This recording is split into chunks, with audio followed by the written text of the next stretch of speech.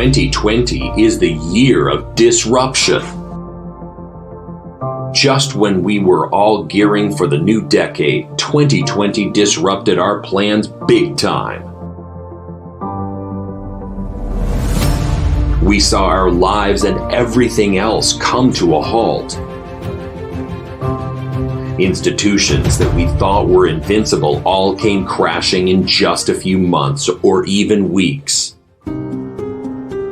The coronavirus, the unseen enemy, has invaded our lives, breaking down everything that we held on to, everything that was precious to us. The lives that we had carefully built over the years were torn to pieces in just a snap of a finger. Uncertainty filled the air, panic drove our anxiety, while hopelessness pervaded our hearts. We wondered, what does tomorrow hold for us? Our lives may have been disrupted, but we are still standing nonetheless. This pandemic may have brought us to our knees, but it has also made us stronger than we have ever been.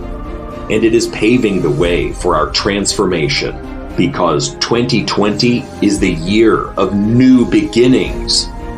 It is the year where the slate has been wiped clean so we can all have a fresh start. It is time that we let go of the old so we can move forward with the new. This is the year where we allow ourselves to transform into the best version of ourselves. This is the year where we transcend our limitations and go beyond borders.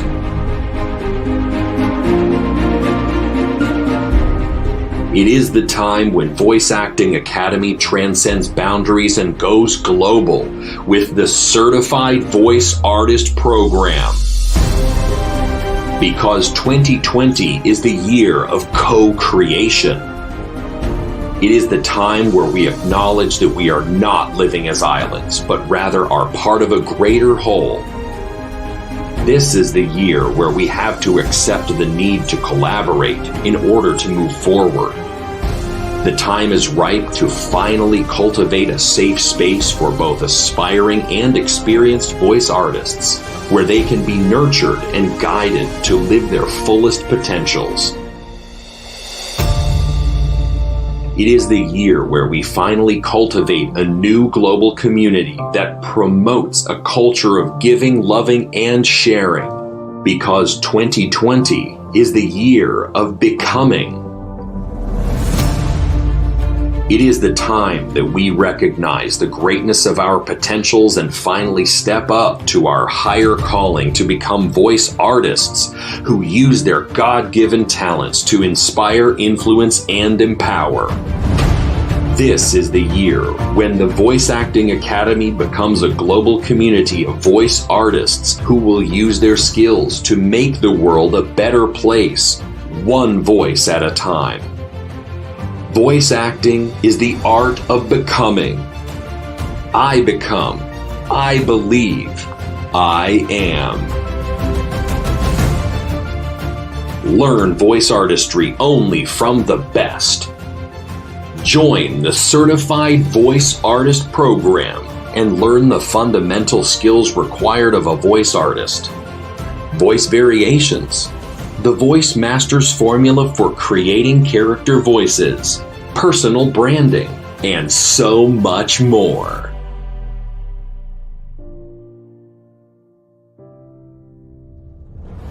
Study and collaborate with a global community of like-minded voice artists committed to using their voices to create positive social change.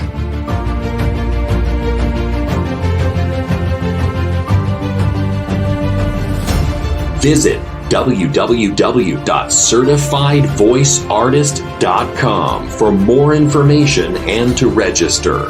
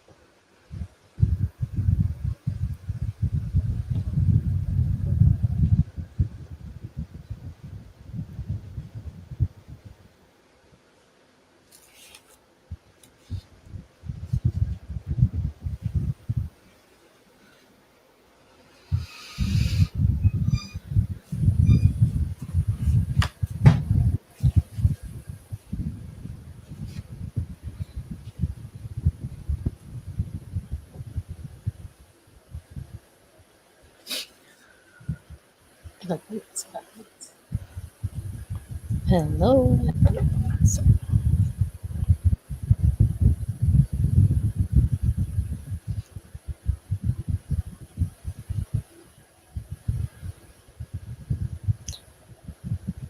Ay, pumasok.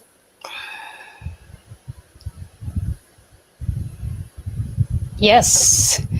Great day. Great day mga kaboses. It's our monthsary episode for Voice of the Unheard. Yes, at kumusta naman tayo dyan, partner? Meron kang pa-off shoulder dahil monthsary natin.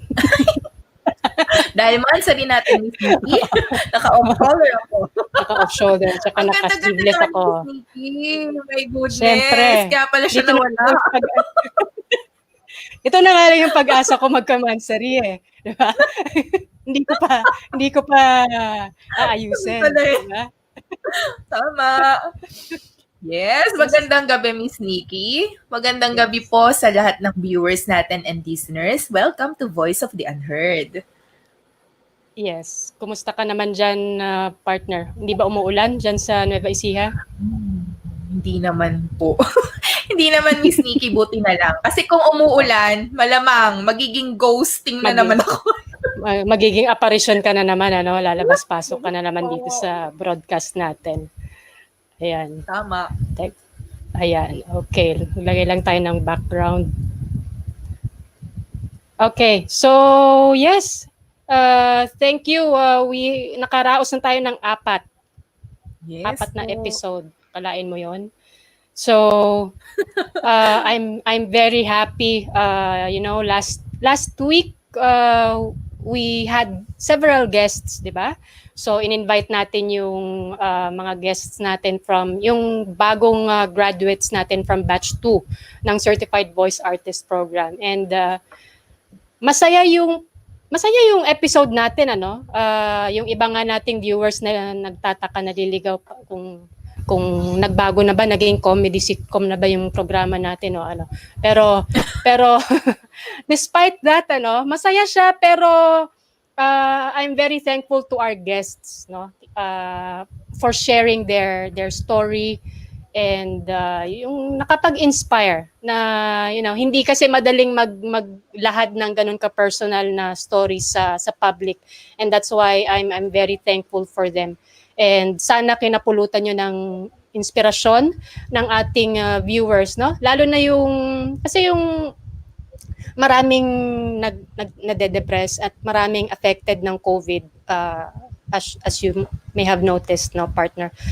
Yung isa nating guest, yung kanyang biyenan ay, namatay na dahil sa COVID, and yung husband niya is dealing with anxiety because of what happened. No? Namatay yung mother niya sa kanyang, in his presence, sa kamay niya. And shinare din niya yung, meron palang mga ganon klaseng anxiety yung mga nanay. Ewan ko kung naranasan mo. Yung feeling niya pag nabubuntis siya, parang mamamatay ka na, parang that's your last. So meron palang mga ganong anxiety. So yun, I'm very thankful that they were brave enough to share it. But it was a fun episode, no?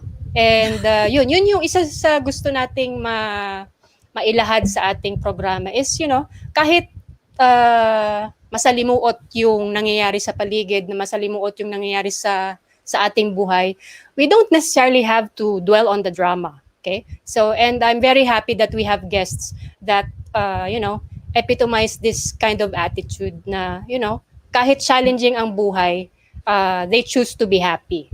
Okay? And that's what we're gonna talk about this evening, partner. Di ba? Yes po. Tama. Excited na rin ako, Miss, makilala yung ating napakagandang guest ngayong gabi. Sobrang excited na po ako, Miss Nikki. Yes.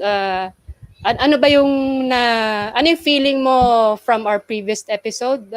Kasi graduate ka din ng CVAP for both from batch 1. So, how has the last episode affected you so far? Well, actually, Miss Nikki, ayoko din palagpasin yung pagkakataon na to para para mag-share din dun sa mga nanonood sa atin. Actually, yung pangarap ko na to, siguro isa dun sa mga katuparan na masasabi, katuparan na pangarap. Kasi when I was in college, and naging interesado po ako sa voice acting, especially dun sa radio drama. So, after graduation naman, I got married. I got married. Okay. So, parang ang dami na, after nun, Miss Nikki, parang ang dami nang nangyari sa buhay ko. Nagkaroon na ako ng anak, nagkaroon kami ng hanap buhay. Pero hindi nawala yung pagmamahal ko sa voice acting. So, nung nagkaroon ako ng opportunity, nitong nag-lockdown, grinab ko talaga siya. Sobrang nagpapasalamat ako sa CBAP. And siyempre kay Voice Master at saka kay Miss Nikki. Kay Miss Nikki kasi kayo yung kasi yung CBAP, si Sir Choi and si Miss Nikki po sa lahat ng nanonood at nakikinig sa atin ngayon. Parang ang hirap humanap ng taong magtitiwala sa iyo. Tama po, Miss Nikki. Ang hirap wag mo pong i-corner. Isa ka pa. Okay, sige. Okay. Yeah, tama. Tama naman. Na magawa mo yung mga bagay na parang napaka-imposibleng gawin ng isang nanay na kagaya ko. Yan. And yes, if you remember ang pinaka-gusto ko, Miss Nikki, dun sa community natin, naghahatakan pataas. Hindi pa baba. Hindi kamukha ng ibang community na sila-sila. Sa atin, hindi eh. Parang, andyan kayo para mag-motivate sa amin. Beyond doon sa pandemic na yan, parang meron tayong sariling mundo. Parang ganun yung na-feel ko nung nandun ako sa CBAP. Hindi ko na iisip talaga, honestly, yung hanap buhay ko na hindi kumikita ngayon. Hindi ko na iisip, Miss Nikki, yung totoo. Sobra kong na-enjoy yung pagiging CBAP. Okay. Hanggang ngayon, 'di ba? Kasi like this show is sinasabi ko sa inyo, this is a continuation of your mentorship. So lahat tayo dito is from batch 1. No? Hindi ko lang alam yung isang bata diyan na baka may gustong papasukin sa batch 2. Okay. Nag-comment na. Nade-distract ako sa mga comment nyo. Sige, ilabas ko na yung iba, ha? Ayan, sige. Siyempre, di ba? Mansari nga eh. Di ba? Okay. Hi, Miss Ayan. Tapos, ayan, ang aming friend, si Tin. Kaklase namin sa yoga.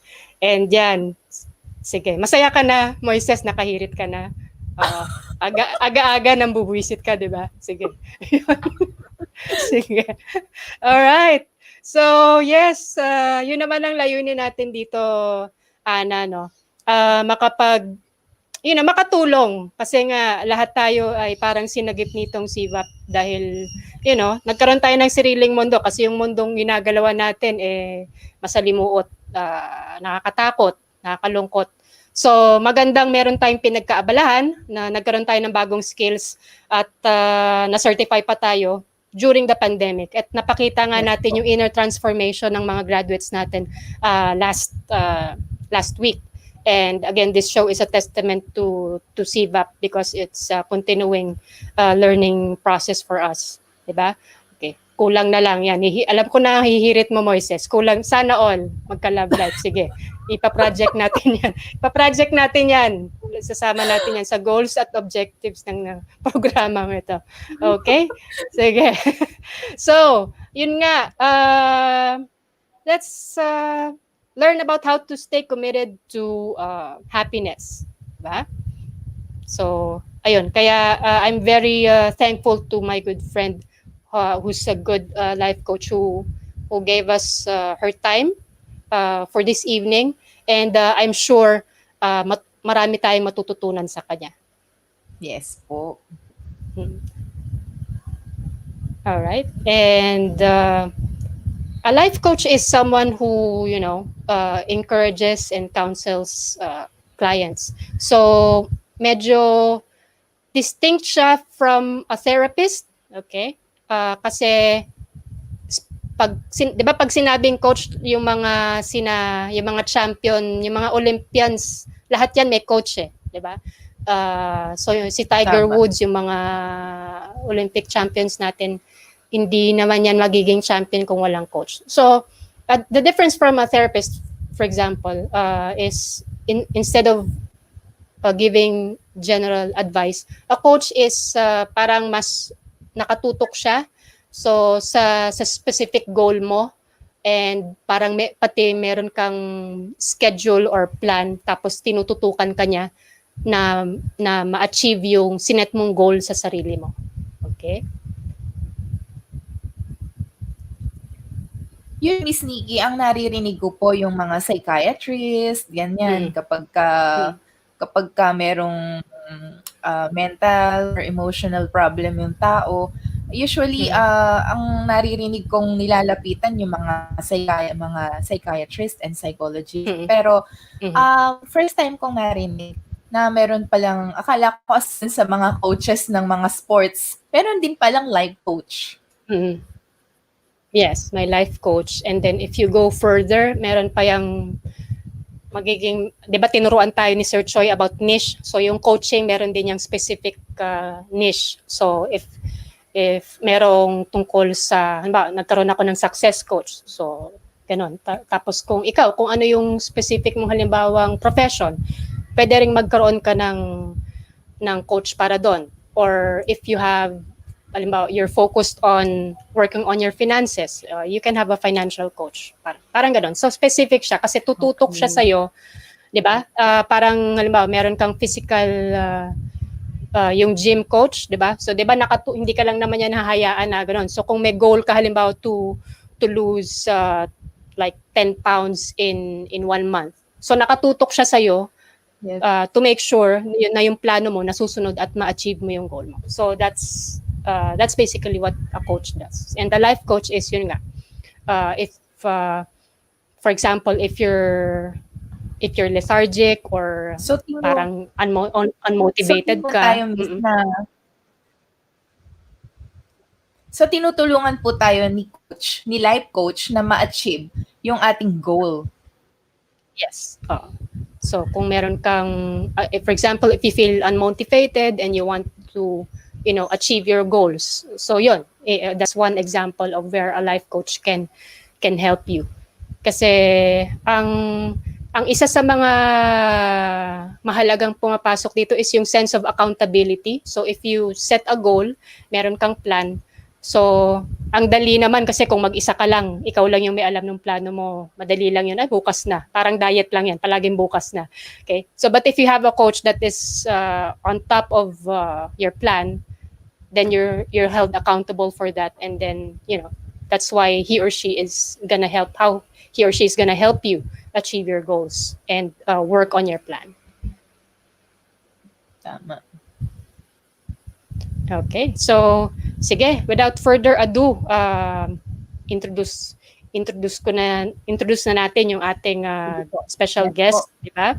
Okay, so Life Coach M. Guevarra is a certified life coach and is the founder of Work Smart, Love Smart Coaching. And her tagline in work and in love is, "There is no need to settle." She was a lifestyle journalist for more than 2 decades before transitioning to life coaching. And she used to also teach college-level English and journalism, and she also wrote for the Daily Tribune.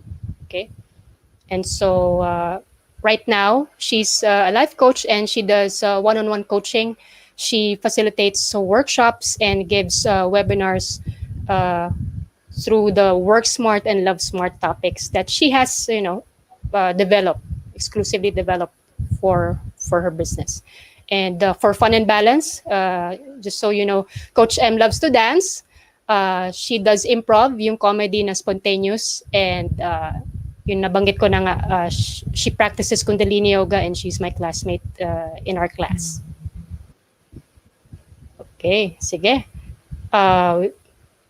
Let's go. Ready ka na ba to meet Life Coach M, partner? Yes po. Ready Okay. na. Alright, sige. Without further ado, add na natin si Coach M sa ating broadcast. Okay, mga kaboses, let's welcome Coach M. Guevarra. Yun. Okay. Sige. Hi. Hi, Miss Hello. M. Magandang Hi, gabi po. Magandang gabi, Ana. Good to meet Yes you. po. Yes Ganda po. naman ng intro ko. Of Walang course. pressure, wala. Wala naman. Bagay-bagay lang yan, Miss, dun sa pinapakilala eh. Maganda intro, maganda yung guest namin. Oo. Mahirap naman, di ba? I-hype ko tapos pagbukas ng camera, wala. Wala. So, siyempre kailangan maganda para sa inyo. Okay. So, yeah, I'm ready to talk about life coaching and happiness. As I was instructed to prepare for. Di naman ako nakakatanggi kay Nikki. So, Naka-instruct ka naman. here we are. Okay. Yes, before we proceed po, for the sake ng mga viewers and listeners po natin, baka pwede niyo po kaming bigyan ng kahit konting pagpapakilala lang po sa sarili niyo. Sige. Konti na yan, di natin sure. Pero, We have, kasi pwedeng konting-konti, pwedeng marami-rami, diba? So, where do I begin? So, aside from what you already very nicely put, nicely put in your introduction, I am a full-time life coach right now. I am focused on my business, which, as you mentioned, is called Work Smart, Love Smart Coaching. I got certified as a coach, as a life coach, back in 2012. But at that time, I was still practicing my journalism profession. So I really wasn't able to focus on it until several years after. I got my certification from a group called Fowler Wainwright International Institute of Professional Coaching. And since then, I've taken a training program with a group called Fearless Living Institute, based in California, under master coach Rhonda Britton. I don't know if you've heard of her. She is actually the one who inspired me to become a coach. Because more than, when was this? Mga late,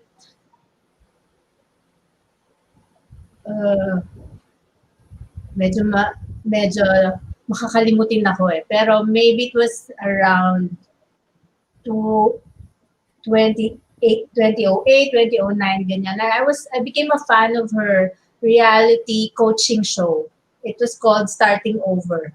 Tapos from there, I got very inspired to pursue coaching eventually as a career. I was thinking, parang that's how I want to give back when I'm more mature. And I got the opportunity to take courses afterwards. So here I am. I also took very good training program under ICF. That's the International Coaching Federation. Their training programs are conducted here in Manila by a group called Benchmark Consulting, and several other courses in between. And then I was able to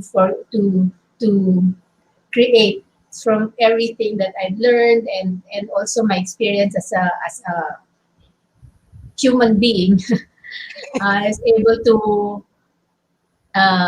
discover my niche. Because as you mentioned, right, it's always good to have a niche so people know like what you specialize in, what best to approach you for, and mine is for working smart and loving smart. I like to believe that I have a facility in those areas only because I've gone through quite a lot, specifically in those areas. So there.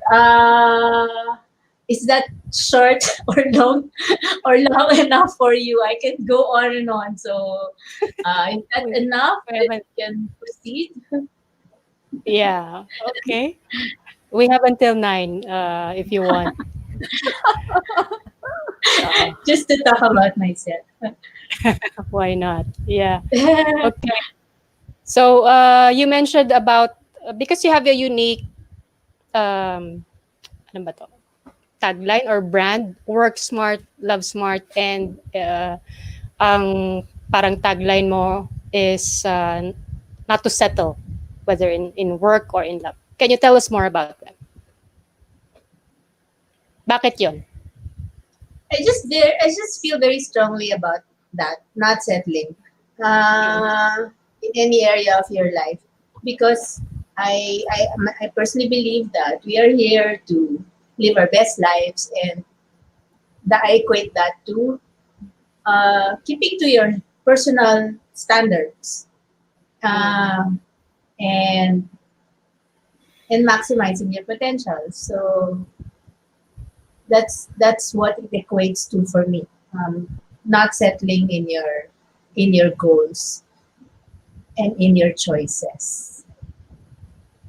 Yes. Tatanong ko lang, Miss M, kung naiba po ba yung pananaw nyo sa buhay simula nung naging life coach kayo? Well, in one sense, dinala ko sa life coaching ko yung pananaw ko sa buhay. On the other hand, it's teaching me a lot about myself. It continues to teach me about myself and other people. So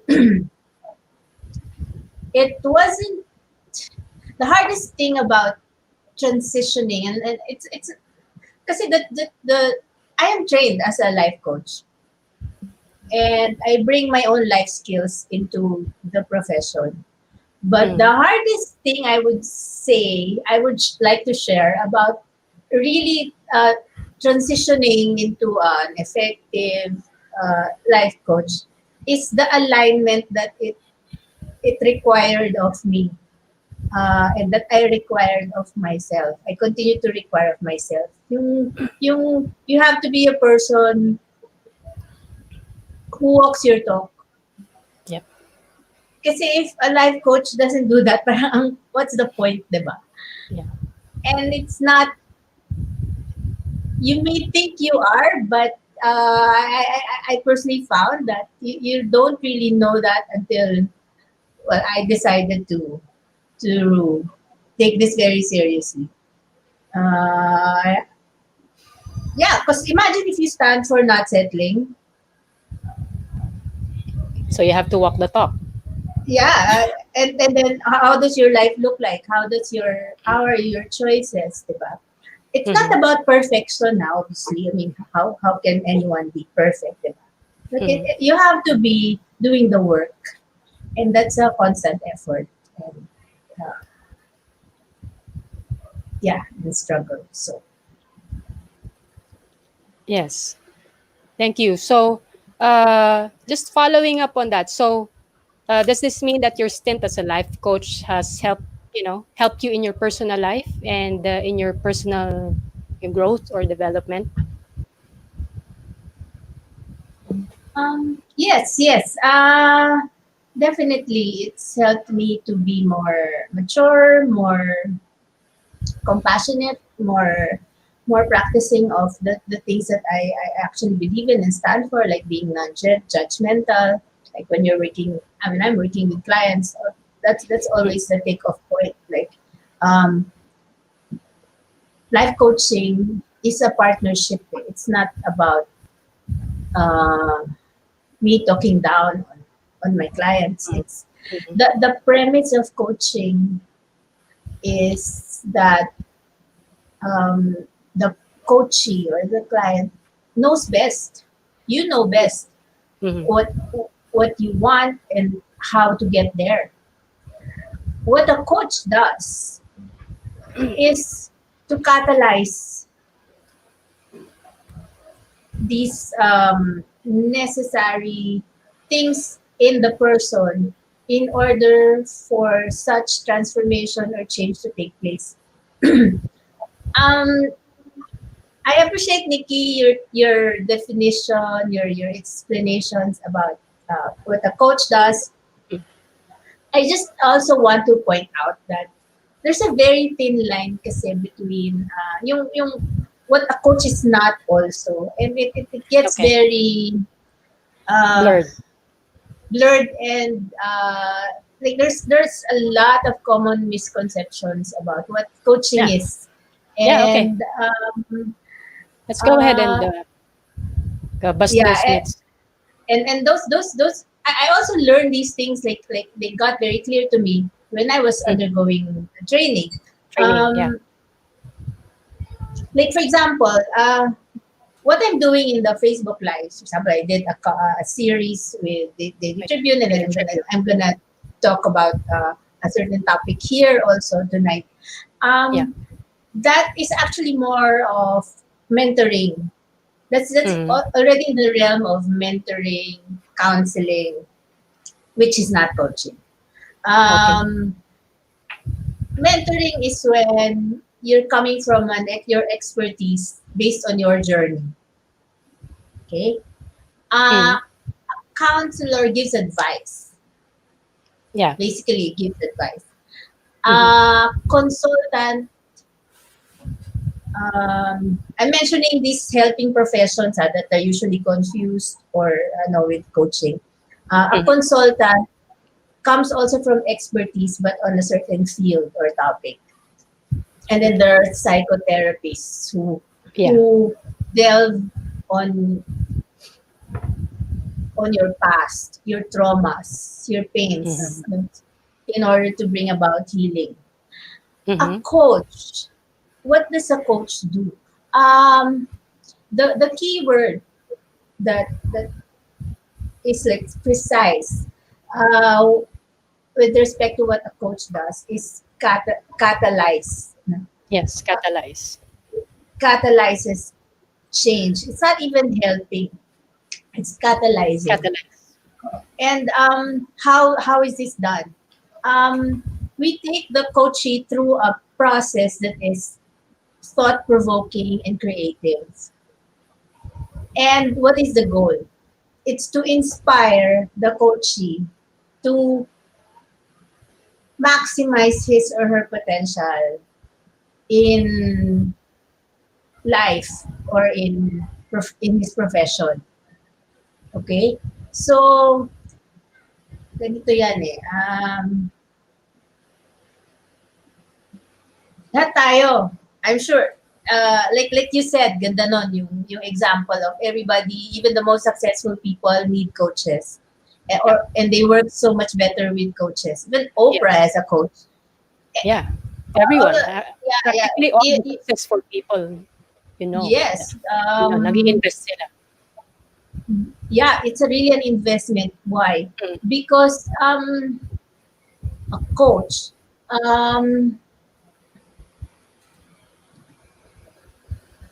ilang beses ka na, for example, nagkaroon ng New Year's resolution na pareho lang.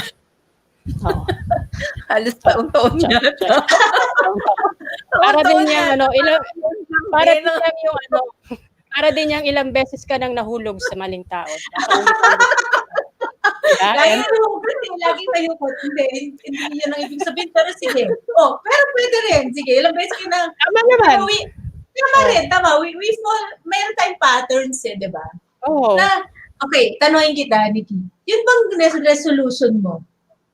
Alam mo ba sana yung gagawin mo para matupad yun? Yeah, alam ko naman. Alam mo, di ba?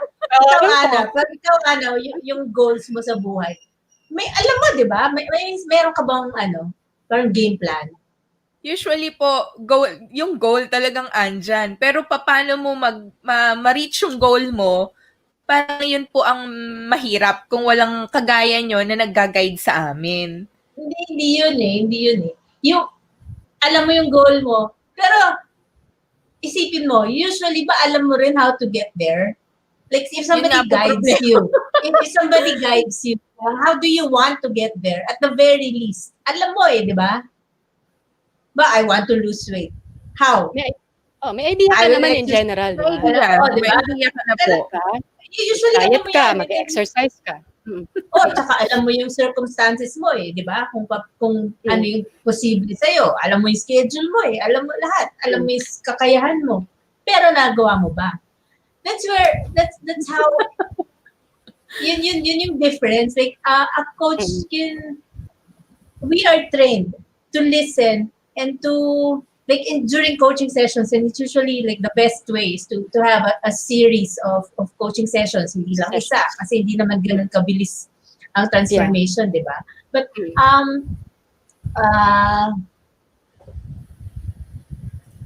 okay, where was I? So what is the best, what does a coach do? We listen, I listen and I watch out for behaviors and mindsets that are likely blocking your success. And I will show you that or point that out to you in various ways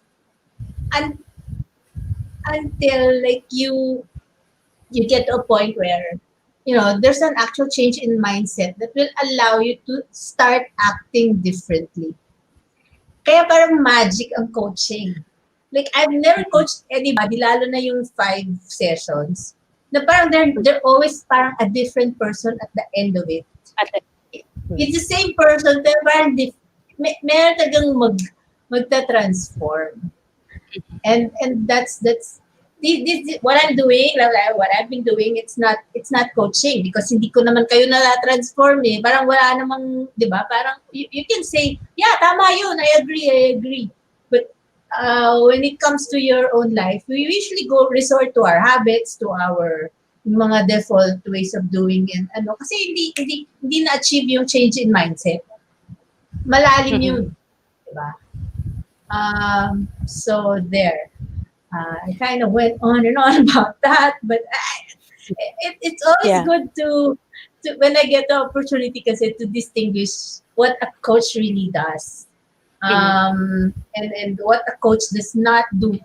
And I'm aware of it. Like when it doesn't mean I can put on a mentor cap or a counselor cap when I'm coaching. Pero I'm aware of it, and I make sure that the coach is aware of it. Kasi from the get-go, malino kami. Like, this is my role, this is your role. And if at certain points the person wants advice or suggestions or needs help in brainstorming, I'm capable naman of doing that, or it's in my line of expertise, I give it. But that's Ano po yung pinaka-memorable experience nyo sa pagiging life coach? Oh. Okay. I'll tell you the story of one. I won't mention names, syempre, diba? But this is the most memorable because you'll see after I tell the story. She is type A. She's very type A. Successful in her career woman na she knows what she wants, she gets what she wants. That kind of person. It has like an alpha female, you mean? Type A, alpha female, yeah. Alpha, type A, leader type, successful nga, and has good position in her company. She came to me because she was already frustrated about how her love life was going. Because there's always something going on, but her frustration was coming from hindi nagsistick, hindi naglalast. And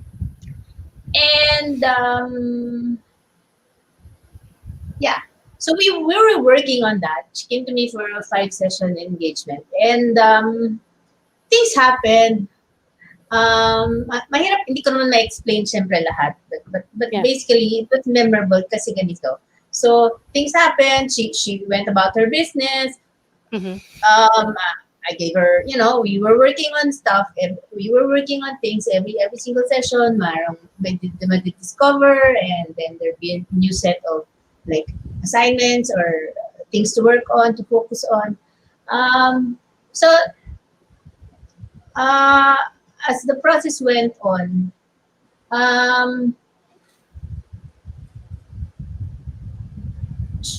things went well, and then things went bad, and then the guy was doing certain things, and she was reacting in her own way, and also applying what she was discovering through the sessions.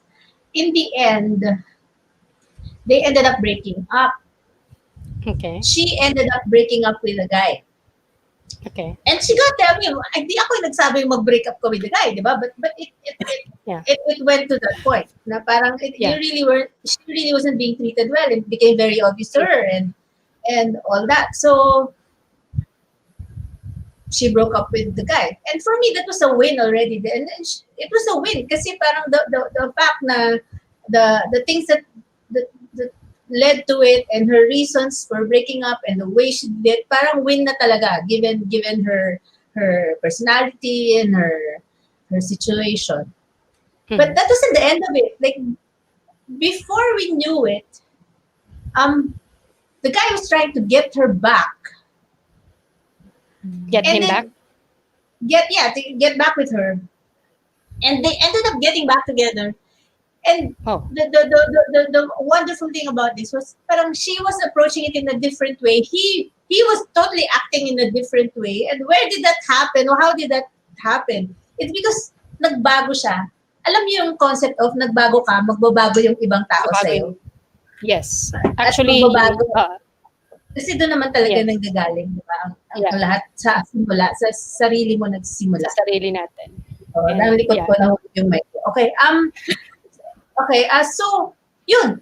In the end, parang they got back together. He's treating her like a queen, and I'm like, okay, even I am always like flabbergasted when these things happen. Kasi parang, yes, at the same time, like, yes, pero ang galing pa rin, ang galing. So super memorable yun for me. Kasi they're up to now, they're together. He's even brought her to his country of origin kasi foreigner, and then super friends na with the mom. Parang, okay. Right. Yeah.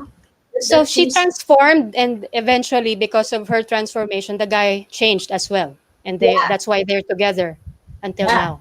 Basically, right? And doing really well. Wow.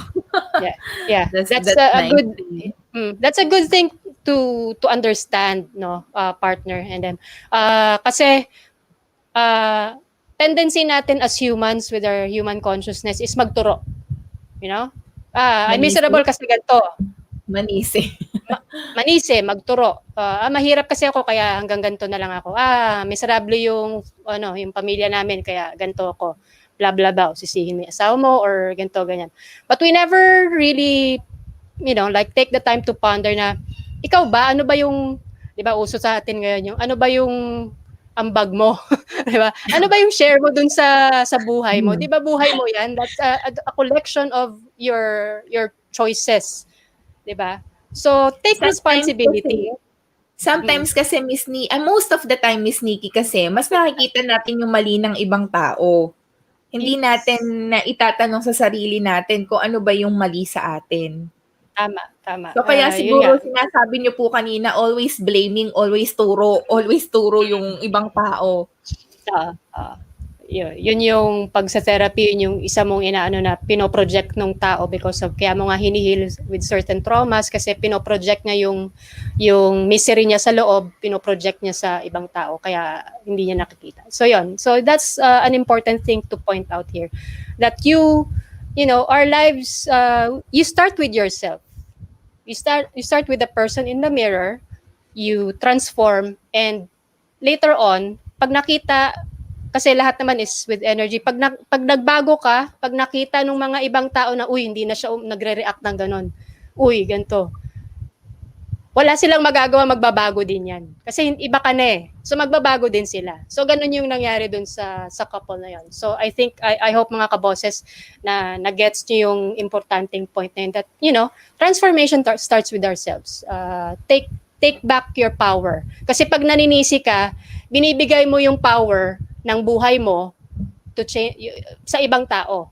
'Di ba? Wala sa kamay mo kasi sinisisi mo yung ibang tao. So take it back, take responsibility. Ano ba yung kahinaan ko? Ano ba yung desisyon na na ginawa mo nung una? Ba't natawa ka, Nikki?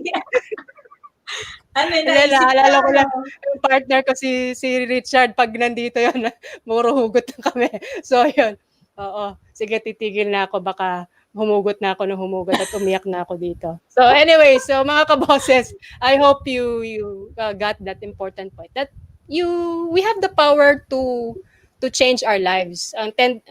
Hindi nyo take it back. Wag na kayong manise, don't wag nyo sa sitwasyon nyo, sa circumstance. Everyone has the power if you just claim it. Okay? Yeah. Yes. Yes. Happiness! Happiness! Nagiging yung ating audience. Gusto niya happiness. Happiness. Happy okay. story yun. Success story yun. Oo. Ayun. But we will be talking more about happiness. Yeah. Soon. Yes. Oo. Before that, kasi maraming tao ngayon syempre, alam naman natin, yung sitwasyon natin ngayon, medyo maraming depressed, maraming anxious. So what's the best suggestion that you can give people who may be experiencing depression and anxiety right now, who's having probably a meltdown because of COVID and everything else? Okay. Again, hindi ako psychiatrist, psychologist, psychotherapist. Practical lang. Okay, if your situation, if your condition is clinical, you have to seek a professional's help. Yes, of course. That's key. That's first. When I'm working with clients, I ask that question if they're seeing another healer or a doctor. I need to know these things, but I know what the full situation is. If the person's under medication and all that. But yung general, like yung depression in the sense na naluloko tayo, we get anxious, hindi tayo makalabas, di ba? Laki ng pagbabago sa buhay natin. Well, my general recommendation is for each one to help himself or herself, to do what we can to remain happy, and to remain connected with the people in our lives, and to adapt and to adjust when it comes to work. Halimbawa ako, it was such a blow for me what happened kasi this year was the year I was going to go out corporate and launch my workshops and interact talks to groups and organizations and companies. So I was gonna go bigger than what I was doing, which was more of one-on-one coaching. And then COVID happened. The 4 workshops I had scheduled all got canceled. I'm not a techie. These things, you know, I don't know if you know how that feels. Like, hindi ako comfortable with these things. It doesn't. So, I needed to accept that and then come up with a new plan. I had to convert all my stuff into webinars. I had to learn to make my own presentations and everything mga ganong bagay ba. And I needed to the most work that I needed doing was the mindset. Yun na nga, na parang mukhang ganito na tayo for a while. And if you need to, if we want to continue doing this, you'll have to adjust, meet the market's needs in a different way. Learn new skills. Learn new skills so that you can deliver effectively. Kasi iba yung in-person, nag-deliver ka with workshop kits and all. Iba to, di ba? I just need to be, I needed to be accepting and also brave na, like, I'm going to launch my webinars in 2 weeks, di ba? I have 10 webinars in store, starting mid-September till mid-December. And yun, yung mga yun. So, ganun. So, adjust and be creative. Use your skills para makakope. Use your skills para mag-thrive, like I said, and not just survive this pandemic. Yes. The key here is to accept, siguro. Because sometimes, as a defense mechanism kasi we repress. So, okay lang naman yun for some time because natural tendency yun ng central nervous system natin para hindi masyadong ma-traumatize or mabigla yung heart natin, yung heart chakra but eventually you would have to but eventually you would have to accept the fact where you are and just deal with it. So parang kung ano man yung pinagdadaanan mo, tambayan mo lang. Wag mo na yung gaming permanent residence mo. Tumambay ka lang, magpahinga ka. Pero eventually you have to move forward, di ba? So yun, I think that's key. Pwede ka magpahinga, but eventually accept what's happening. Pivot. Key term ngayon is yung pivot kasi with the new normal, ibig sabihin marunong ka dapat mag-shift or pumihit. Kasi iba na yung wala na iba na yung normal dati, new normal na nga ngayon. So whatever needs to be done right now, kailangan mo aralin, 'di ba? Tulad niyan, Ems, kahit na hindi ka techie, 'di ba? Kailangan mo aralin yung ngayon kompleto na ako sa gamit. Kompleto ka na sa gamit, 'di ba? I have a webcam, I have ring light and all that. May so, microphone was akala ko si Bob. So, microphone too. Yeah, you have to do whatever it takes to help yourself, 'di ba? So that's key. Sige. Ayan. Let's check our comments at marami nang gustong kumusta sa atin dito. Yan, si Jenny, ang aming mga classmate. Hey, Jenny! Si Tin. And si Des. Ayan na naman. Si with Pops. Okay. And okay. So we have questions. Anuhin na natin kasi iba pa yung mga questions na maano natin mamaya. So although nabanggit mo na to kanina, just to clarify yung tanong ni Miael, can a coach help people with diagnosed mental conditions? No. Diba sinabi mo if you need medical help, you go to a licensed professional first, medical professional first. Okay. That's okay. I think that's basic. Then hi, Leslie. Thank you for watching. Diba? Hi, Des. Des is greeting you. That's part of our team. And we have Angelica. Hi. Thank you for watching. And then, happiness galore. All right. Sige. Okay, so yun. Thank you for sharing, about yourself and about clarifying kung ano yung what's a coach and not a coach, what a coach does and kung ano yung hindi, for breaking myths about that. Sige. So let's I think we're now ready to get to the core of our session today, and that's discussing about, how to stay committed to happiness. Sige. So, sige. First off, how do you handle life's disappointments?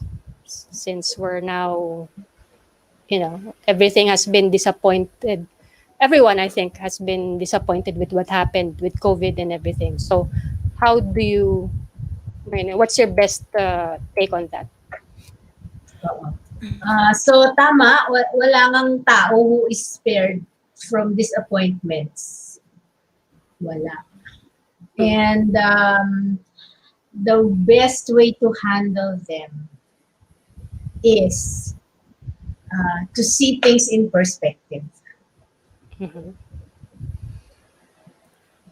Maraming tao, how do we handle disappointments ba? Ano ba yung nakaka-disappoint usually? Ay, hindi ako crush nung crush ko. Crush ng crush mo. Or, di ba? I didn't get that job. Medyo mas maano. Para tinamaan Sir Moises ko. Para tinamaan si Miss Nikki, para tinamaan Sir Moises.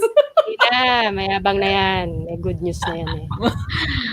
Okay, so what usually do people turn to pag mas lungkot sila, disappoint about this or that? May maraming tao nag-escape.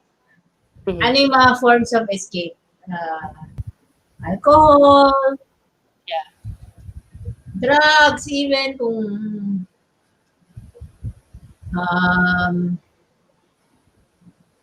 iba, alis ng alis, or shopping, or So, lahat yun escape. And there's forms of escape more, more unhealthy than others, pero escape pa rin, di ba? So, if you really want to, handle your disappointments, so, the main thing I would suggest is, and I would propose, is for you to see things in perspective. And how do you see things in perspective? Usually, mawawalan ka ng pag-asa kasi some people even commit suicide, di ba? Sobrang disappointed sa pag-ibig or hindi nakapasa sa bar exam or mga ganyang bagay, di ba? Or failed marriage, yan. How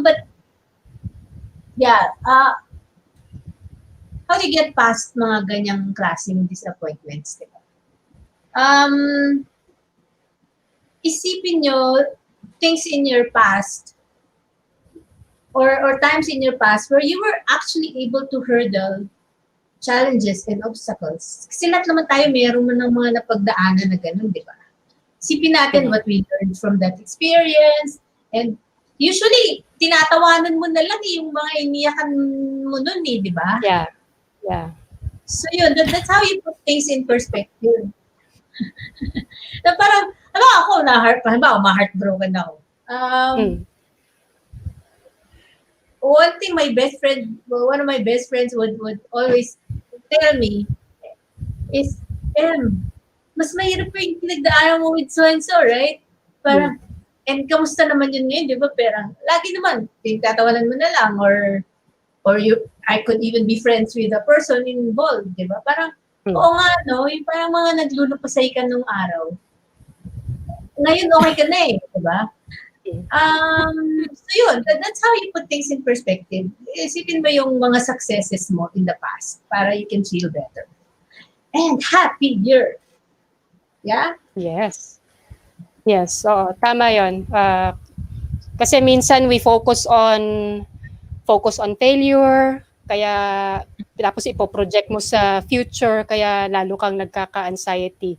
So, yes, tama yung scenario Coach M. Actually, yan din yung tinuturo ni Teacher Rosan, di ba? Pag when you set goals, tingnan mo yung na-achieve mo in the past.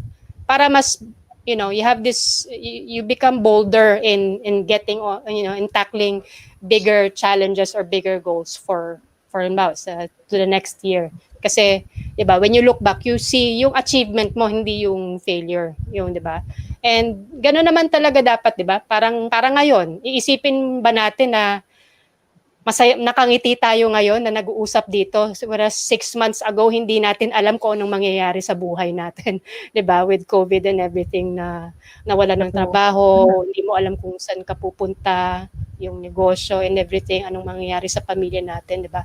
So, yun, that's tama yun. Just putting things in perspective is key to handling disappointments. Yes.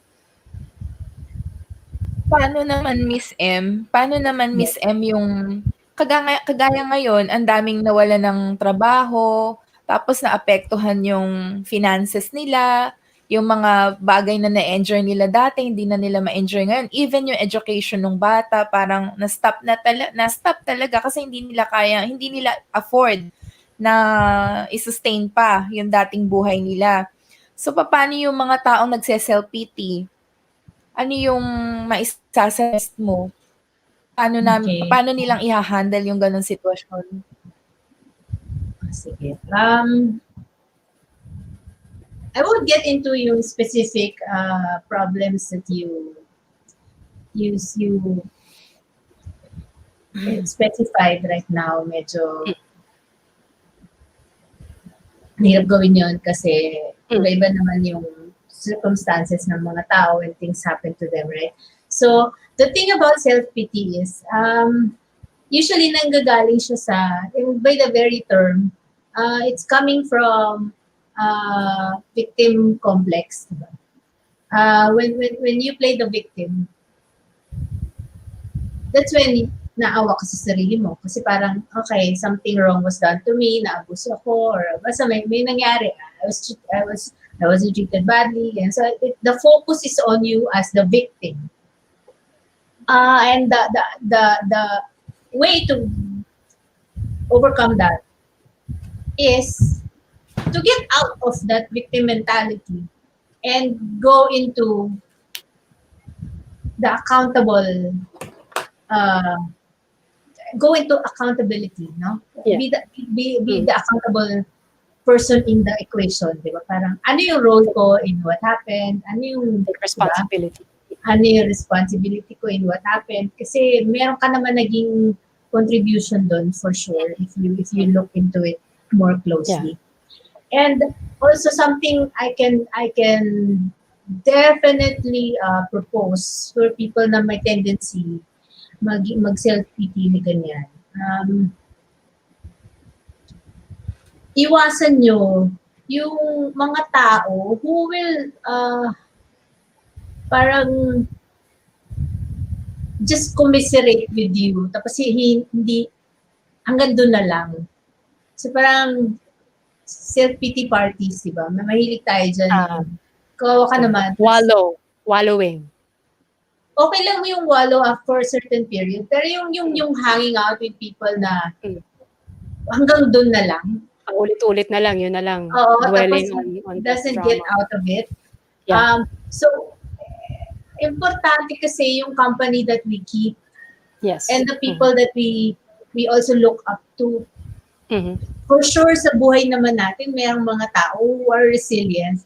That's who we should try to be, to hang out with more and to look up to. Halimbawa, what are different kinds of resilient people you may have around you? Single parents. You may have even been raised by a single parent. Yeah. People who have overcome mga professional challenges, people na lay off pero nakagawa ng paraan, naggawa ng sariling business. People who, yung mga taong malalakas, di ba? Mga tao na may pananalig sa sarili. Ito yung mga resilient people na who believe in themselves and who get past their challenges. So, yun, para hindi ka stuck in self-pity mode, di ba? Isipin mo mga tao na, ako, pag nahihirapan ako, minsan iisip ko yung, I have this friend now who's battling cancer and the way she goes about her life, ibang klase. Parang pag naisip ko, ako nga na walang sakit, diba? Natamad-tamad ako. Ganun. Parang, yung ganon ba? You juxtapose yourself against people na kahanga-hanga at mahusay sa buhay. And then, you can develop better habits and be happier. Yes. So yes, so one thing is yun nga, try to be conscious of the people that you keep, kung sino ba yung friends mo, kasi tulad ng nabanggit mo partner kanina, they have the capacity to either pull you up or pull you down. So audit audit ba? Ano ba tong mga friends ko? Nakakatulong ba to sa akin? Are they losers? Or ano? Kung meron kang pangarap, go with people who with ambition, di ba? Sabi nga nung... True. Actually, actually, pati yung income may influence dyan. Like, if you are like the sum of the 5 people that you always go out with. Kasi nakakahawa talaga yan. So, Talaga, make sure... 5 people lang. Yeah. So, make sure that you keep, quality people by your side. So, if tapos you share the same goals. So, kaya minsan sometimes in life kailangan din, tanggapin natin that not all relationships are forever, whether it's not I'm not talking about yung romantic relationships. Minsan yung friendships, minsan they have to fall off or kasi nga if they're not Positive influence. They're not a positive influence, or if they're not contributing to you achieving your goals, then you have to make a choice, di ba? Yun. So, kasama yun. Yes. So, thank you for pointing that out. And then, ano naman tong sunod na na question natin? Okay. So, kumusta naman tayo dyan? How to find meaning in life? Diba? How do we find Malalim. meaning in life? Ang lalim, diba? Parang sino ba naman ako para masagot yan? Pero may sagot ako dyan! Okay. Baka napaghandaan. Hindi nyo na itatanong. Mahilig talaga ako sa philosophy ever since. And I've always been, I may not be a religious person, but I'm very spiritual. So, Spiritual. Yeah. mahilig ako mag-isip talaga sa meaning ng life and all that. And the meaning of my life. So, eto kasi ang sagot dyan. Yeah. How to find meaning in life?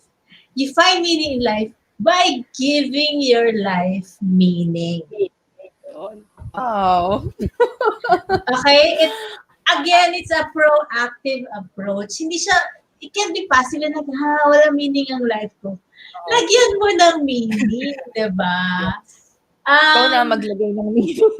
Yes. And how can you do that? Okay. Hindi na ako lalayo.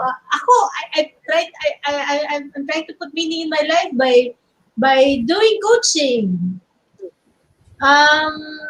Hindi ko mahal yung journalism. I did it for so long, and I'd like to think I was good at it, and I had a steady job.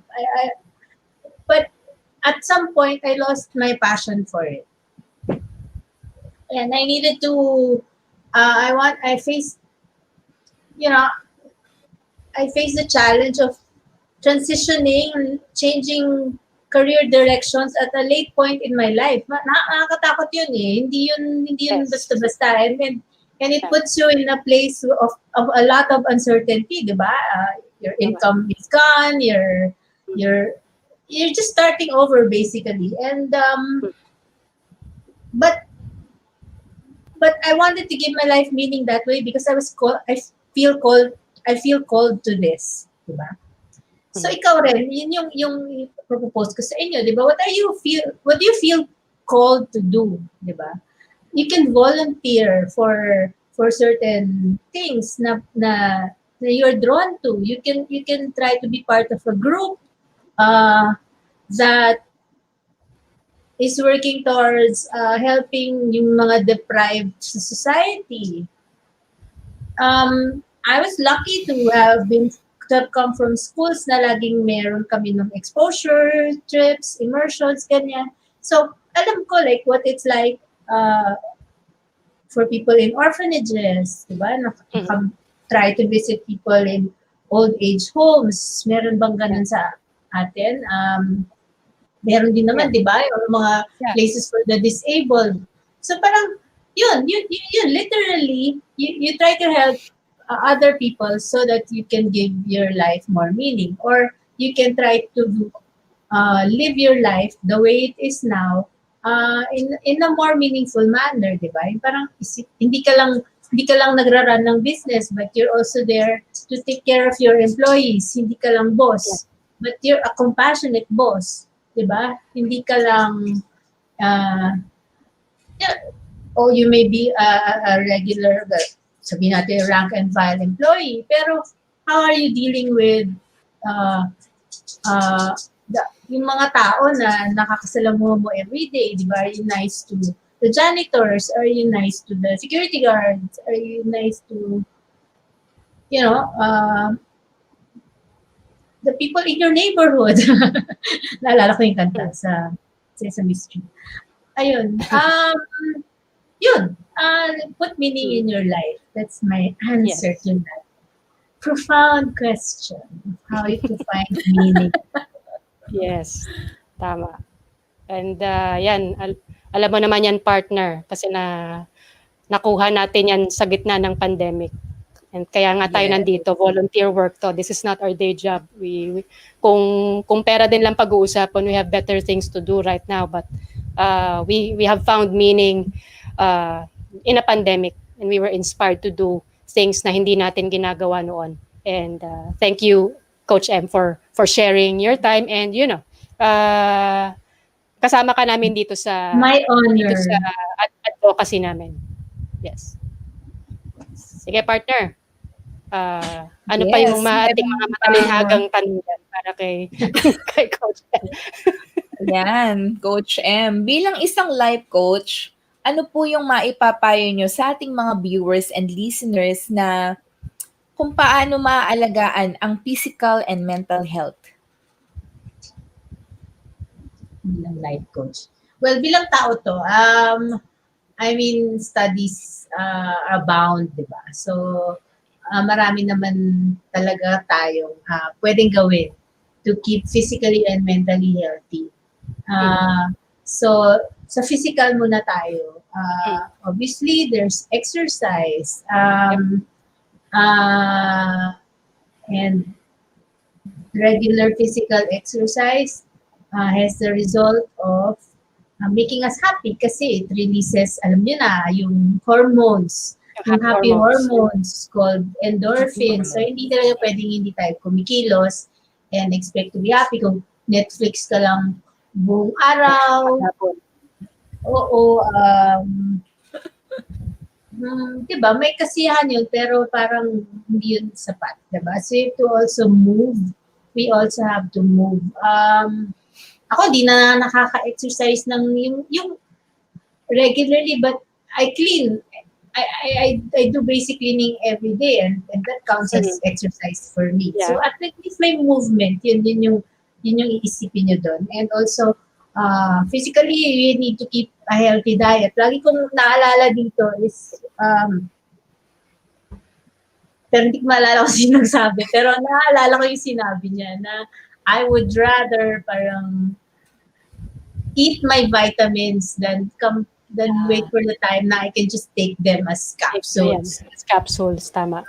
And then tablets and all that. Gamot na siya, di ba? Parang healthy diet, di ba? Dami nag-exercise para maging sexy, maging payat, tapos kung ano naman ginagawa na hindi healthy, di ba? It's just so ironic, di ba? Parang, ano ba talaga, di ba? Parang sana the goal is health. It's not vanity or distorted body image na parang kahit anong tingin nyo sa sarili nyo, napangitan pa rin kayo sa sarili nyo, kailangan sobrang payat kayo para mahalin nyo yung sarili nyo, huwag ganun, diba? So anyway, and then what's the next? The other one is mental health.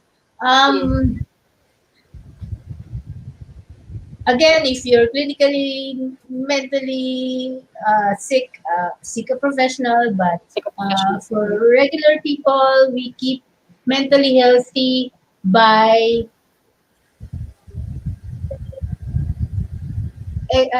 things like deep breathing, meditation, yoga. Why?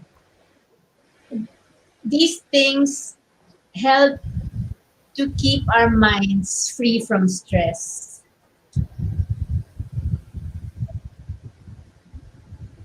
That's the purpose of prayer for me and meditation, diba? Parang I don't I don't just like ask God for stuff. Mm-hmm. It's about processing what's going on in my life with input from spiritual masters. Yes. Para I can,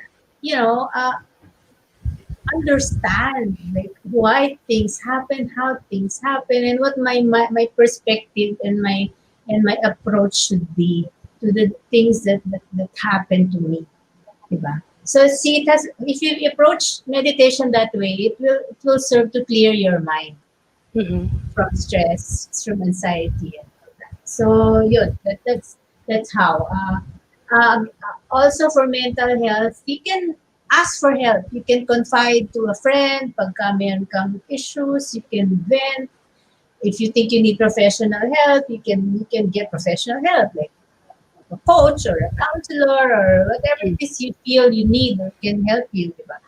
So yun, maraming mga bagay that we can be proactive about para we keep healthy physically and mentally. Okay. So the secret is to just move and clear your mind. Diba? Kasi if you don't move, nakafocus ka lang dun sa problema mo or what's keeping you anxious or depressed. So you have to move. So it's nakakatulong din para mag-shift yung focus mo dun sa nakakapag-depress sa'yo or nagbibigay sa'yo ng anxiety. Right? Paano naman ito? May pag-asa pa ba yung mga ganyang, yung mga nega, yung mga pessimistic na tao? May pag-asa pa ba silang magbago? Or what's your take on this? Sige. Kasi pwede nilang sabihin, may mga tao kasi na naturally happier, mas hopeful. Totoo naman na may mga personalities and also parang produkto na rin yan ng nature and nurture, di ba? Yung kung lumaki ka sa household siguro na mas marami kang good example and all that. So you tend to be a more optimistic, happy person, yeah. And then there are others na mas pessimistic by nature. What can this type of people do? Here's the solution. Pretend. Pretend you're happy? Yes. And I will Fake it. explain. I can explain. Parang fake. Okay, yeah. Happiness kasi is a habit. I may seem like a very happy, naturally happy person to you. But I have my down moments, like for sure. Normal ako na tao. Maniwala kayo.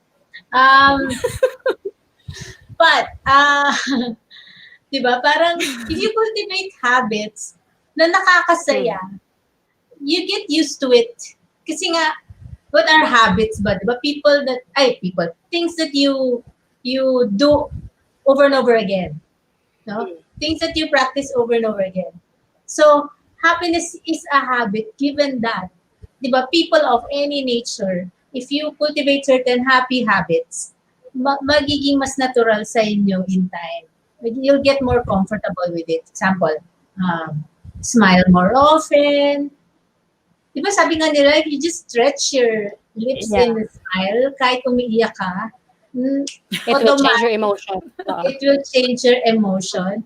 And so, just smile more often. When you meet people, you act like you like them. Magulat kayo, actually like some of them. Di ba parang, just pretend. Alam mo yung fake it till you make it. That really works. Di ba? So, that's my solution for pessimistic people. Subukan nyo lang and eventually you'll get more comfortable and it will become more natural to you. Subukan nyo lang. Kasi naman if you start the day grumpy, tapos sabi mo, tapos you justify it by saying, masama yung gising ko. And then you're like, ganito talaga ako, ganyan. Parang, di umuwi na tayo lahat, di ba? Wala talaga mangyayari. Pero, if you wanna help yourself, just just give it a shot. You know, like try to act happy, smile, like people, pretend you like them. You might actually like them. Yes. And make a conscious effort to make it a habit. Kasi a habit takes place mga 21 days. I think yung iba na nakaano na nito. So, if you want to cultivate a habit, do it ng dire-diretso, walang tigil. Para siya ma-ingrain sa system mo. Like 'di ba yung mga athletes yung isang technique magkaroon niya ng muscle memory if you do it mga 1,000 times. So parang ganun din with the habit. O ganun din with the mindset. You do it in terms of psychology, ang sabi nila 21 days. Yes. Like when dun sa success coach namin, pinagbawalan niya kaming mag-complain in 21 days. So kulang na lang magbusal ako. Oo. So pero ngayon hindi ko na siya, habit ko na siya. So yung ibang tao parang hindi ma-imagine na paano kang hindi nagrereklamo. Ginawa ko lang siyang habit. So natural na siya sa akin. At bukod pa na I'm a very rabid meditator na nagvivipass na ako and everything. So ganun. So it's just a habit. Ganun lang. Tama yun. Yan. Parang na-practice na din at the same time. Nagiging practice na rin sa buhay natin. Yeah, i-rewire mo lang naman yan eh. Lahat naman tayo parang isang sistema lang. 'Di ba? Parang electrician, i-rewire lang yung para gumana ulit. Parang ganoon din lang tayo. I-rewire mo lang yung pag-iisip mo or mindset mo. 'Di ba? Ano yung sunod nating makabuluhang tanong diyan, partner, para kay Coach M? Ayan, nag-freeze siya. Handa ka pa? Ganyan ako nung wala pang matinong wifi. Mukhang ghosting na naman. Ghosting. Oo. Ayan. Ano yung sunod natin? Yes, Miss M. Yes. Masasabi niyo po ba na kaya tayong bigyang kasiyahan ng matinong bagay? Material things. Yes po. Okay. Unang-una, may basic needs ang mga tao. Diba? Ano yung basic needs natin? Food, syempre. Pagkain, shelter. Shelter. Clothing, di ba? Yes. Okay. So, ganito kasi yan.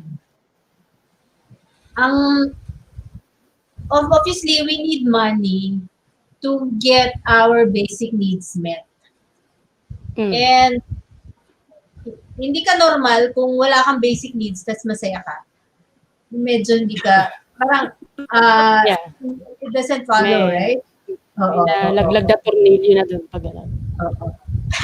Pero according to studies kasi, money is only related to happiness when it comes to the fulfillment of basic needs. Ngayon, kung yung basic needs mo ay nami-meet naman, di ba?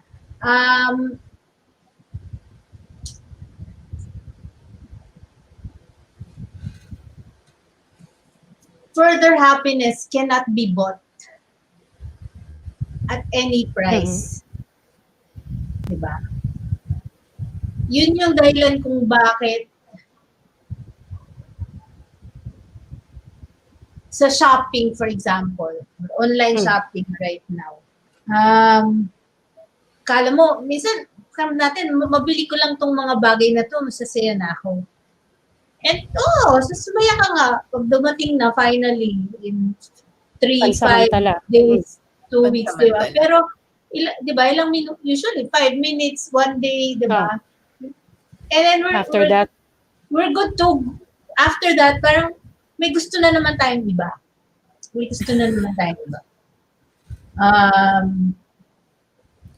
Di ba, gusto ko magkabahay, ganyan, ang malaking bagay. Oo nga naman, di ba? So, shelter. Pag may bahay ka na, hindi gusto ko yung ganitong kasangkapan. Mas malaki. Oo. Or 'di ba? Gusto I mo want naman, this kind of sasakyan. furniture. Or daming may mga bahay nagpapa-renovate. Kasi we're always searching for the next fix, 'di ba? Parang okay, happy na ako, pero I can always be happier. I can be happier. I can be happier. Okay, so but if you're into that, yung parang you want to be happier and happier all the time, are you really happy, 'di ba? So napunta tayo sa question of, is happiness getting what you want? Is happiness getting what you want? The answer is no. Diba? The happiness is wanting what you have. Yeah. Ito matinding natutunan ko from a very empowered female na narinig ko in a podcast recently. Again, I forget her name. I'm so sorry, but I did not forget the lesson. Happiness can be found. It can never be found in the door of more. Diba? Binubuksan mo lagi yung door of more. Saan yung happiness? It's in the door of enough. We have to believe that what we have is enough. That who we are is enough. It doesn't mean we cannot have more. It doesn't mean we cannot improve ourselves. Pero, kung hindi ka masaya sa ngayon, so what you have, at so, kung ano ka ngayon, hindi ka talaga sasaya. Yun yung secret ng happiness, diba? It's in wanting what you have. It's in knowing that you are enough and that you have enough. Kasi, why else, paano mo i-explain yung mga tao, yung mga tao na parang wala namang, di ba ikaw, eto ka, ang dami mong gusto sa buhay, and then there's this man on the street, parang ang saya-saya niya, wala nga siyang ngipin, pero tawa siya ng tawa. So, di ba, nasan yung sikreto nung happiness doon, di ba? Ibig sabihin that man, di ba, probably appreciates what he has. At ikaw, na ang dami-dami mong pag-aari, di ba? You're probably just thinking of what more you want to acquire. So, yes, and actually, tama yan. I don't know with you, partner, pero yan, na-experience ko ito, ngayong nagka-COVID. And kahit last year pa. Kasi, when I was working full-time, parang feeling ko yung sweldo ko parang, parang feeling mo palaging kulang. But when I stopped working by choice last year, just to rest, give myself a break, I noticed na I can live without a lot. And, I can live with just half or even just 1/3 of my salary and I'm perfectly okay. So, yun nga, bottom line is as long as you're covered mo yung basics, yung food, shelter, clothing, everything else is just extra. Diba? And yun nga, happiness is not outward eh. Akala natin kasi palabas, pag nakuha natin yung gadget na to, itong ganitong partner, ganitong job, blah, blah, blah. Akala natin yun yung makakapagpasaya sa atin. But no, happiness is ang keyword here is yung happiness is aligned with contentment. Diba? Yes. Being happy with wherever you are. Kaya nga, diba, importanteng malaman ng mga kaboses natin na kahit may pandemic, kahit na may sakuna, you can still be happy because happiness is a choice. Diba? So it does not. Go ahead. And also, we learn to appreciate kung ano man yung meron sa atin. Tama. Yun. If there's one thing na magandang nangyari, siguro sa mga gantong time ng pandemic is you appreciate what you have. Kasi, di ba, sabi nga nila, ma-appreciate mo lang yung isang bagay pag wala na. Ayan, para na akong si Richard. Mamugot dito. Okay. Appreciate mo lang yung bagay pag wala na. At saka kasi yung mga wants natin sa buhay, yung mga natin sa buhay, actually, hindi siya na-stop eh. Hindi, kagaya ng yung sinabi ni Miss M kanina na halimbawa may bahay na tayo, Pero susunod nun, iba na naman yung gusto natin. Lalamihin mo. Hindi kasi humihinto naman. kung ano yung, hindi kasi humihinto kung ano yung gusto natin. Yes. As you were saying, Em, you wanted to say something. Nakalimutan ko na. Pero oo, sige.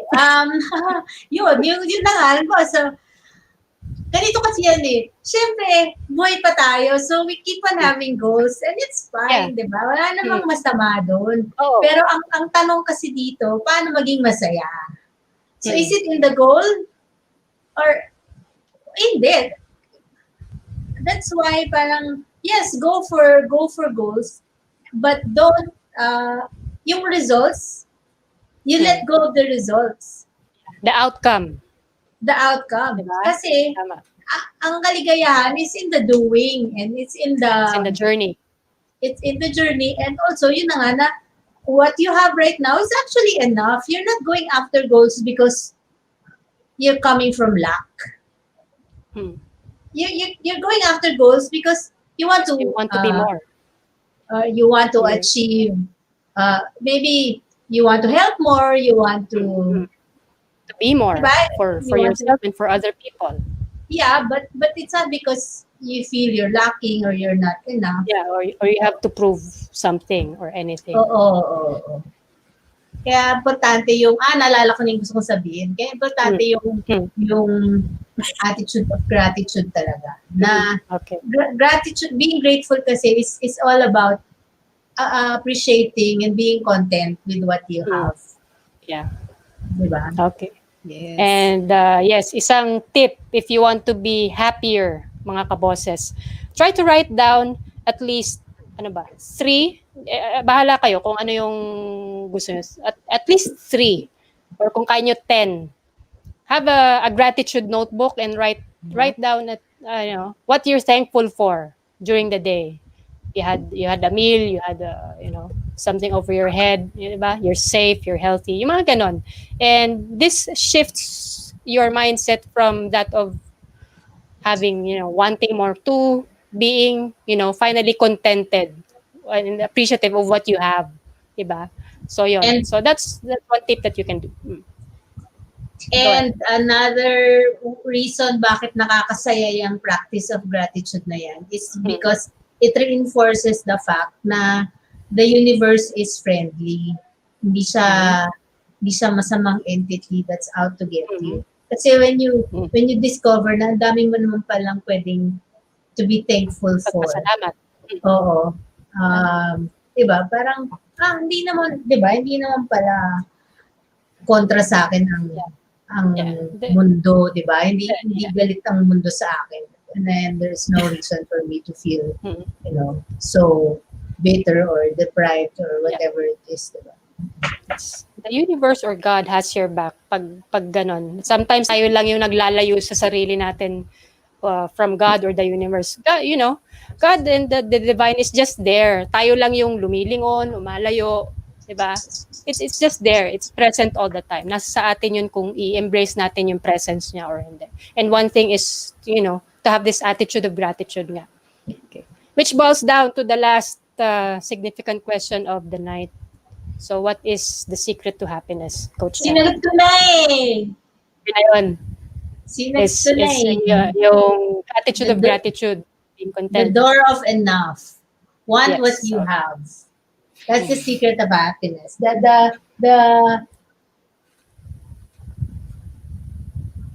Yung happiness is not found in our actual circumstances. Eh. Where is it found? In how we respond to our circumstances. Yes. Yun. Diba? Kasi, bakit maraming tao, pare-pareho naman yung circumstances, pero iba-iba yung response nila. Yung response at yung emotions that they exhibit. Diba? So that's the factor that differentiates an unhappy person from a happy person. It's our response to our circumstances. Daming tao ba? So, ngayon, I live in a condo. I'm sure iba-iba yung moods namin dito ngayon. Yeah. Pare-pareho lang naman kaming nakatira in the same Circumstances, yeah. Isa space, lang. diba? Oo. Pero, nasa ano yun? Nasa attitude talaga. Tama. Nasa response. Yes. That's why you can see more genuine smiles with, with the people who don't even have enough. Di ba? Mas maganda yung ngiti minsan ng mga taong mahirap or yung nakikita mo lang sa street. Kasi kontento sila dun sa kung anong meron sila. Kahit sa tingin natin payak sila. Pero kontento sila. Ang ganda ng ngiti nila. Pero that's why yung iba naman ang nasa palasyo na hindi pa rin makuhang makontento. Or parang they're still, find it something lacking pa din. So the key is this attitude of gratitude and learning to be contented with what you have and where you are. But And, with what you kung have. ano man, if you have, wala namang problema if you have goals, pero you be happy with where you are. Kasi diba, happiness is your birthright. Parang laging, may goals ako, pero kahit makuha ko yun or not, masaya pa rin ako. Masaya ka. Oo. Diba? Tama. Okay. Sige. Let's have a quick break para baka hinga ng konti si Coach M, and we'll be back mga kaboses, okay? Sige, we'll have a quick break. Panoorin nyo lang yung aming quick video dito. Here.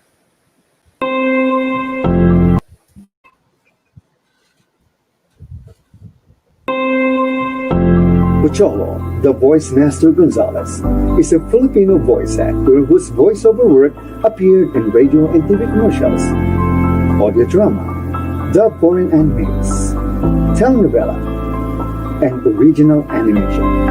Thank you for your interest in Creative Voices Productions. Ha?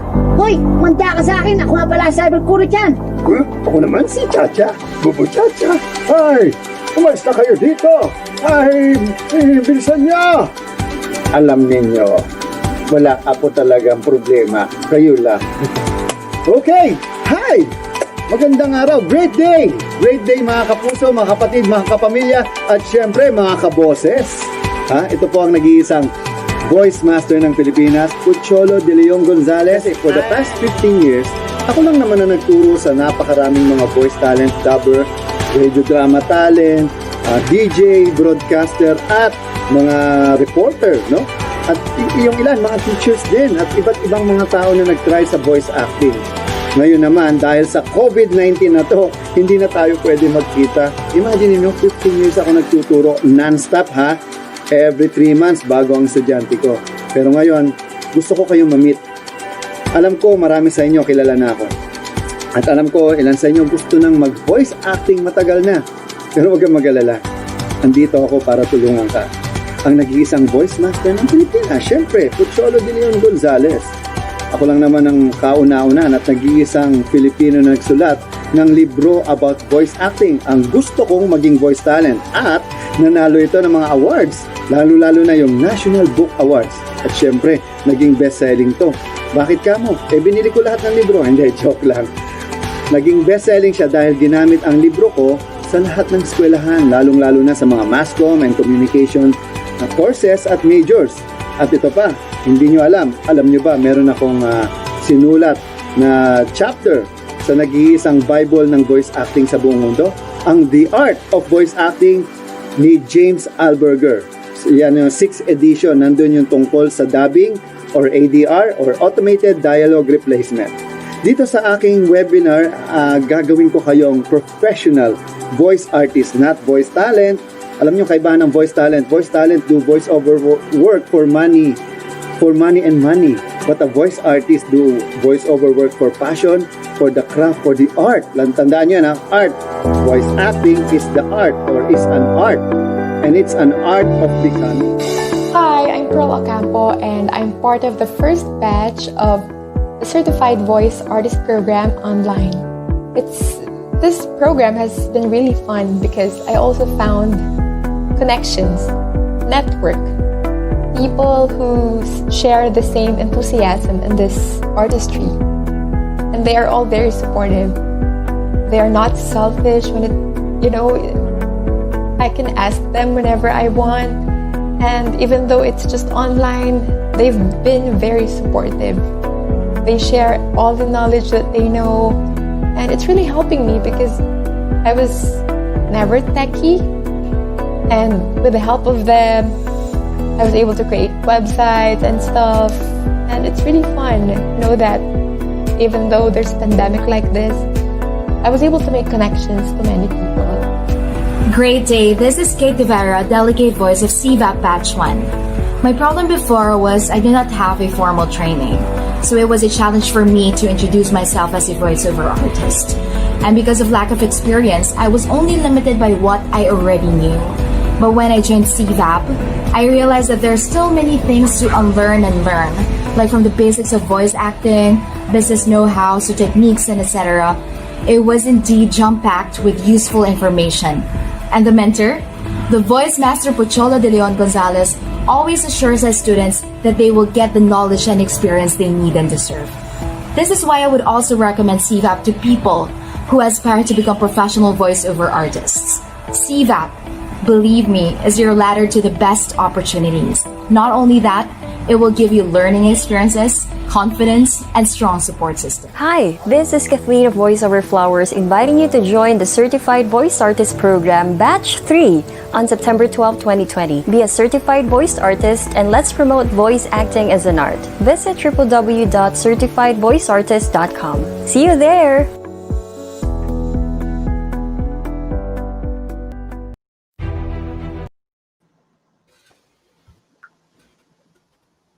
Okay. Sige. Let's check on the comments and kung may question pa yung ating viewers. Okay. So ayan. Sige, partner, pakibasa muna yung mga questions. Ito, may nagtatanong. Okay, so yeah, where can we learn? Oh, do you have what's your About the web. yeah, what's your page? Where can we find you? Okay, Webinar. I am launching the full schedule tomorrow, and you can watch out for it from my Facebook and Instagram pages. So on Facebook, you can like my page, which is Life Coach M. Guevarra. So M. Guevarra with one R. You can also have yourself invited to my Facebook group, same name, Life Coach M. Guevarra. And then you can follow me on Instagram at Work Smart, Love Smart. And Nikki has the posters right now. Actually, she can also mention like schedules and topics. Yeah, of my Work Smart and Love Smart workshops, webinars. Yeah, hindi ko ma-download. I'll try to share my screen. Let me And see. the rates. The rates are not there yet, but I can just mention it. Yeah, please. So they can just look for you, Life Coach M. Guevarra, on Facebook and Instagram. That's your name. That's your title there. Instagram is And Work then- Smart, Love Smart. Okay. Work Smart, Love Smart at IG. At Work Smart, Love Smart. Yes. Okay. Okay. So at Instagram, you can find her page, Work Smart, Love Smart. And Watch out then for the why don't you give us an idea about the schedule so they can probably block it? Sige. Or is anything happening this week or next week? In 2 weeks. Mm-hmm. I start September 24. Sige. I'll mention them now. September 24. So all of these are on Thursday. It's a Thursday at 7:30 to 9 p.m. And here are the topics. September 24, it's work-life balance. Is there such a thing? How to get what you really want out of life. Okay, Ano? work-life balance. On October 8th, it's Burnt Out and Demotivated, Getting Your Work Mojo Back. On October 29th, it's Keep Calm and Distress, Dealing with Okay. Stress Anytime, Anywhere. Okay. On Okay, November so 19, it's Time Management Hacks, How to Make Time Your Friend. And on December 3, it's Confidence Making, How to Fake It Till You Make It. So all those are Work Smart webinars. And then I have 5 Love Smart webinars. Shall I mention them? Okay, sige. So for Love Smart, it's What Women Want on October 1. What women really want in dating and relationships.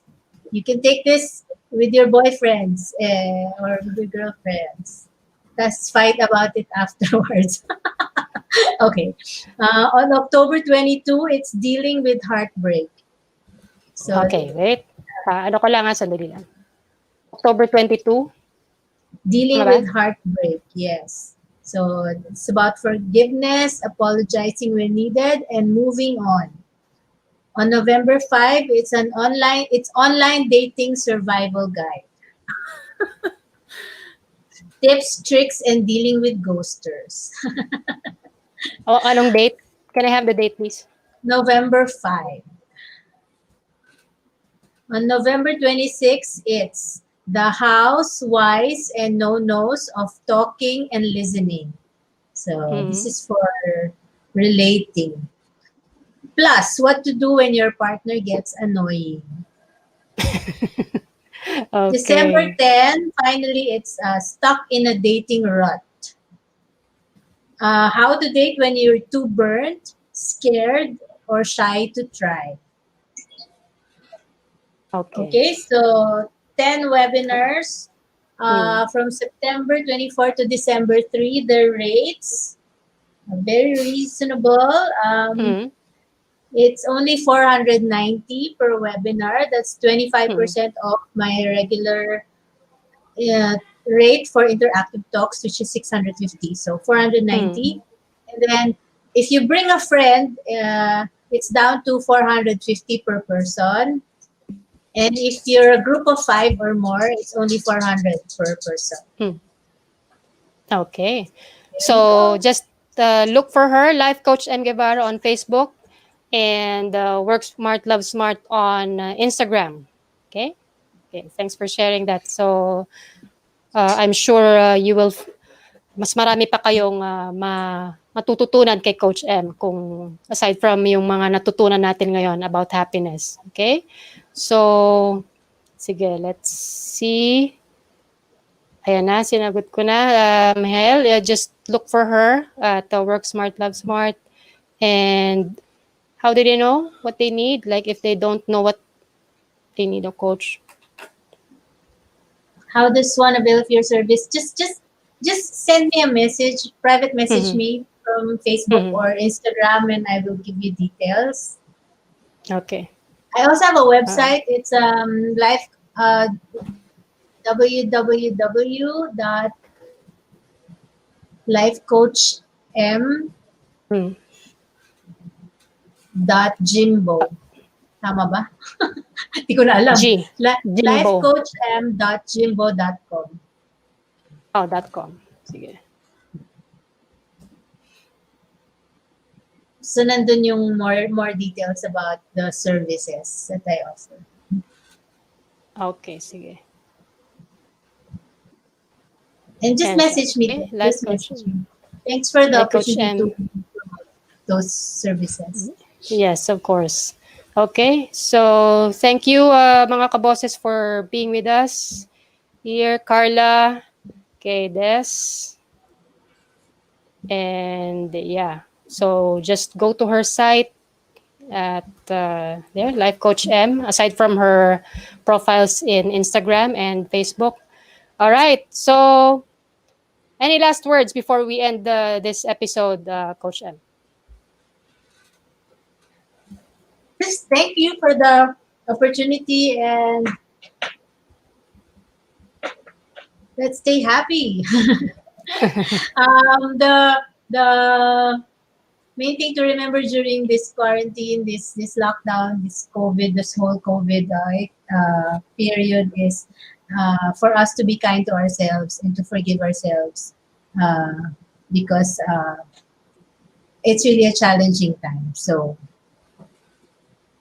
that's my main that's my take. That's I anything, let that be your takeaway for tonight. Be kind to yourself and to forgive yourself. There's no such thing as perfection during these times. Yes. Or anytime. Okay. All right. And yes, happiness is a choice, and happiness is also a birth, what I call a birthright. So wala namang pinanganak ng miserable, walang pinanganak ng na depressed. So life just happened, and naging ganun tayo. But if we just have this reset, yung palagi kong sinasabi sa program natin, partner, if we just have a reset and get to know who you really are, sino ka ba talaga, at you're a spark of God who is, who's made to be happy. And if you just claim that, also you can create your own life, your own universe, if you just claim that power and recognize who you really are. Okay? So sige, partner, before we go, I'll just have one last promo. So this is the last week that you can enroll in the Certified Voice Artist program. So you can go to this website. We'll be starting batch 3 on this Saturday, September 12. You can also just email me, okay, if you want more information. And we have other shows on Friday. You have Quarant Talk with Sir Pocholo. We have Ladies' Voice alternating with Power Voice Girls. That's our new show with the batch 2 graduates. And at 11, we have the show with Chris Lina. On Saturday, we have Entrep Radio, okay, with Rene and Faith. Okay. Sige, partner. Paalam tayo, and let's thank the people behind this program. Yes. Yes, Miss Nikki, thank you to the people behind this program. Sir Moises, Miss Des, Miss Hazel, Sir Richard, and also to Sir Raymart. Sa ngalan na nag-iisang voice master of the Philippines, Mr. Pocholo de Leon Gonzalez, ito po si Annabel Perez. All right, and I'm Nikki Esmero, and this has been Voice of the Unheard, where your voice matters. Okay, so hang out with us every Wednesday, 7 p.m. You can also visit and like our page, Voice of the Unheard, CVP. That's our Facebook page, to get updated on the latest topics. And we would just like to shout out our voice mate, Queen Voice of All Seasons, will have her new show on September 17 at 6 p.m. So that's another show to watch out for. Okay? So yes, mga kaboses, salamat. Thank you, Coach M, and thank you, partner, for another wonderful episode here at Voice of the Unheard. So thank you. See you again soon next week, 7 p.m. Okay. So thank you. Thanks. Bye. Thank you. Bye.